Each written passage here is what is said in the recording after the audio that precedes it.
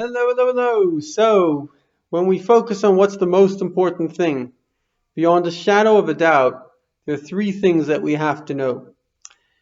There are basically different realities that occur simultaneously.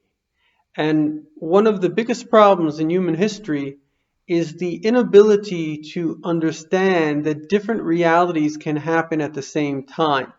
So, for example, the argument between science and religion, in a way, if there is such an argument, is also from the same premise that they can't both be true.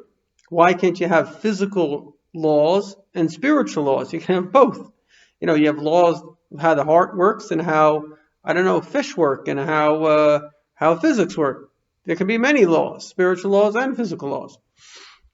And so, first of all, the first set of laws that we experience are obviously basically the laws of physics, whether we realize it or not. I mean, you look at a little bird that just right goes in front of your windshield, and it just goes out in the very second.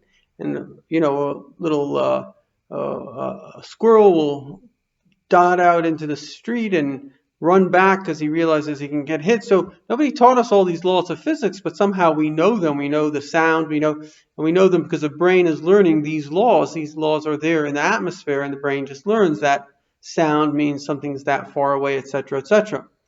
So there are these kind of physical laws, and there are many, many, many, many physical laws in many, many, many different fields, right? I think it was, I don't want to mention the name, I don't want to shame it, but he said, he wrote a book, 3 books, which was all of science up to his time. And he said that, I forget the exact line, but it's very annoying the people who think they know everything for the people that really do, because they thought, it's everything.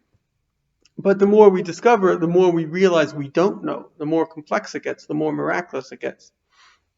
As I heard from somebody who was probably one of the top scientists in the world, 3 PhDs, went around the world researching the latest discoveries, and basically we've arrived at the limit of human intelligence. We've arrived at that we don't know. But that's a separate issue. The main point is that there are a basic range of laws in the universe that we're in that usually, as Heisenberg himself, who created the uncertainty principle, said that atoms are not things, they're tendencies. There's a tendency for laws to work. As Einstein said, reality is an illusion, albeit a very persistent one.